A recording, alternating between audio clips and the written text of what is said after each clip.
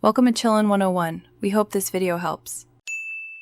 You're ready. Sign in and open the document you'll work on now. First, decide whether you want a page color change, new fonts, or updated heading styles. This choice determines the steps you follow. Once decided, open File Page Setup to set page color and margins, then open Format Paragraph Styles to begin editing normal text and headings. Make these first changes because they affect every new paragraph. This saves time versus editing each block individually.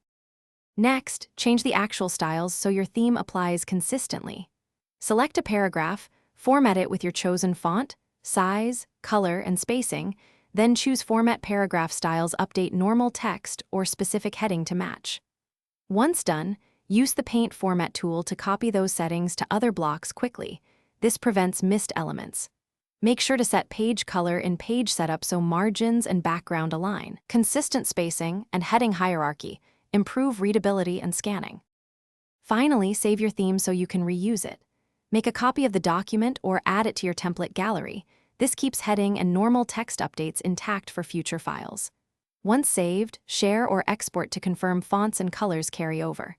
If something goes wrong, styles revert or fonts show default, clear your browser cache, reapply the styles, and ensure you're signed into the correct account.